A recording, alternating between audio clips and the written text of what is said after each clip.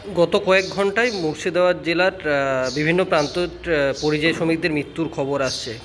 আমরা দেখলাম যে আপনারা নেতৃত্ব পরিযায়ী শ্রমিকদের মৃত পরিযায়ী শ্রমিকের বাড়ি গিয়েছিলেন। কি ঘটেছিল আসলে? প্রতিদিন প্রথমে আপনাদের মাধ্যমে যারা ওই রাজ্যের বাইরে কাজ করতে গিয়ে পরিযায়ী শ্রমিক 4 জন মারা গেছে বোম্বাই শহরে গত 9 মার্চ,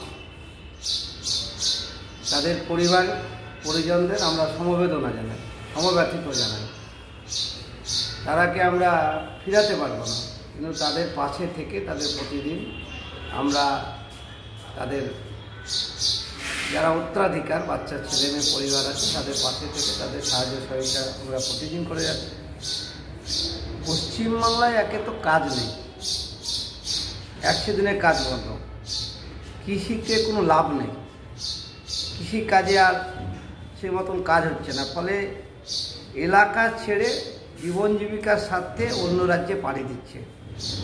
প্রতিদিন মুর্শিদাবাদ জেলায় এবং সারা রাজ্যে মৃত্যুর মিছিল চলছে, জীবন্ত দেহ যাচ্ছে আর লাশে বাড়ি ফিরছে। এটাই হচ্ছে পশ্চিমবাংলার আজকের চেহারা। পশ্চিমবাংলা থেকে প্রায় 1 কোটির বেশি পরিযায়ী শ্রমিক রাজ্যের বাইরে কাজ করতে যায়, তার মধ্যে মুর্শিদাবাদ হচ্ছে পরিযায়ী শ্রমিকে 1 নম্বর। সেই মুর্শিদাবাদ জেলায় প্রতিদিন মৃত্যুর মিছিল, জীবন্ত দেহ যাচ্ছে, মৃতদেহ ফিরে আসছে। তার মধ্যে অন্যতম হচ্ছে গত 9 মার্চ বোম্বাই শহরে 42 তলা একটা মল তৈরি হচ্ছিল 3 বছর থেকে। সেই মলে আমাদের মুর্শিদাবাদ জেলার নবগ্রামের হজমিরাগা অঞ্চলে তাদের পিতা, তাদের মামা সহ যারা মারা গেছেন তারা ওই কাজ করতে গেছিলেন মলে। তাদের যে মালিক ঠিকাদার তারাকে ওই মলে সর্বোচ্চ নিম্নে গ্রাউন্ডে তাদেরকে তাদের যে বিভিন্ন রকম সামগ্রী আছে নির্মাণ কাজে সেইগুলাকে নেওয়ার জন্য তাদেরকে নামিয়েছিলেন। প্রথম যে ছেলেটি নেমেছিল 19 বছর বয়স, সদ্য মাধ্যমিক পাস করা ছেলে, সংসার ঠিক মতন চলছে না, বাড়ি ঠিক মতন ঠিকঠাক করা যাচ্ছে না, বাবার উপার্জনে শুধু হচ্ছে না, তাই সে প্রাণের ঝুঁকি নিয়ে সেখানে নেমেছিল। নামা মাত্র মিথাইন গ্যাসে সে আক্রান্ত হয়ে পড়ে যায়। তাকে বাঁচাতে গিয়ে পরপর 3 জন তারাও সে নিচে নেমে অজ্ঞানে মারা যায়। তারপরে 5 নম্বর যিনি ব্যক্তি ছিলেন তিনি সেফটি বেল্ট এই সহ নামার কাছাকাছি যখন নাকের কাছাকাছি যায় তখন সেও অজ্ঞান হয়ে যায়। তাকে তুলে হাসপাতালে অটো করে হাসপাতালে পৌঁছায়।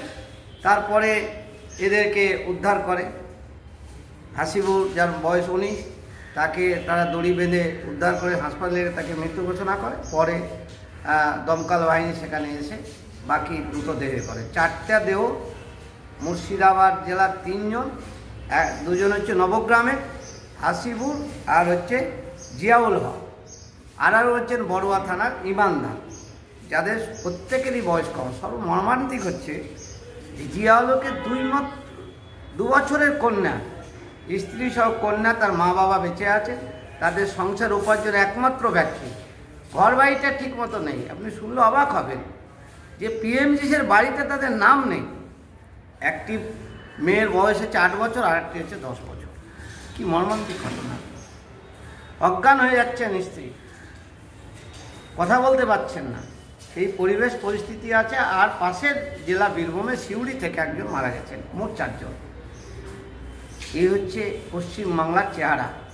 সেখানে এখন পর্যন্ত পুলিশ প্রশাসন পশ্চিমবাংলার পৌঁছায়নি, বিডিও পৌঁছায়নি, এসডিও, ডিএম, এমনকি রাজ্যের সরকারের যিনি জনপ্রতিনিধি, বিধায়ক, এমপি, এমএলএ, তারা পর্যন্ত পৌঁছায়নি সেই পরিবারগুলোর পাশে। আমরা ডিমান্ড করেছি সেখানে থেকে তার পরিবার পরিজনকে, যেমন সুপ্রিম কোর্টের আইন অনুযায়ী কাউকে জীবন্ত মানুষকে কোনোদিন ম্যান হলে বা কোনো নিচে পরিষ্কার পরিচ্ছন্ন করার জন্য নামাতে পারে না, আইন আছে। সুরক্ষা ছাড়া আমরা দাবি করেছি যে সুপ্রিম কোর্টের রায় অনুযায়ী প্রতিটা পরিবারকে 20 লক্ষ টাকা যেমন ক্ষতিপূরণ দিতে হবে, অনুরূপভাবে আমার রাজ্য সরকারকে 10 লক্ষ টাকা করে ক্ষতিপূরণ, আর যে মৃতদেহ বোম্বাই থেকে ফেরাবার জন্য যে খরচ হয়েছে তার সমস্ত যাবিত খরচ রাজ্য সরকারকে দিতে হবে। এই দাবি আমরা করছি। আপনারা পরিবারের পাশে গিয়েছিলেন, দেখা নিশ্চিতভাবে। কি পরিস্থিতি সেখানে? আমি তো বেহাল দশা বললাম যে হাসিবুড়ের বোন আছে 2, এক ভাই আছে অল্প বয়স, বাচ্চা ছেলে মেয়ে, তার বাবার উপার্জন দ্বারা সংসার চলছে না, তাই সে মাধ্যমিক পাশ করার পরে পড়া ছেড়ে দিয়ে তাকে কাজে যেতে বাধ্য করেছেন। অনুরূপভাবে জিয়াউল হক 9 মাস আগে কাজে গেছে, সামনে ঈদুল ফিতর আছে, তার স্ত্রী বলছে ঈদুল ফিতর ফেরার কথা ছিল না, একমাত্র ঈদুল জোহার সময় কোরবানির সময় সে ফেরার কথা। আজকে সেই ফেরার চাইতে অনেক আগে ফিরে গেলেন। তার বাড়িতে বসবাস করার মতো বাড়ি ঘর নেই, উপার্জনের খাবার তো দূর, তাদের জমি জায়গা নেই, অন্যের বাড়িতে কাজ করে খায়। এইরকম দুরবস্থা, ইমানদারেরও বড়ুয়ার ইমানদারের একই অবস্থা, দুরবস্থা। প্রতিবেশীবাসীরা সব নিস্তব্ধ, সরকারের কোনো ভূমিকা নেই। তার পাশে আমি তো বললাম যে বিডিও, এসডিও, রাজ্য সরকারের এমএলএ, এমপি তারা পর্যন্ত এখন পর্যন্ত পৌঁছায়নি। তাদের ক্ষতিপূরণ পাওয়া, তাদের পাশে দাঁড়াবার জন্য যে সহায়তা করা দরকার রাজ্য সরকারের, তার ভূমিকা নেই। আমরা তার জন্য বলছি যে রাজ্যের যত লক্ষ লক্ষ পরিযায়ী শ্রমিক অন্য রাজ্যে যাচ্ছে তাদের নিরাপত্তা দিতে হবে, পরিচিতিপত্র দিতে হবে।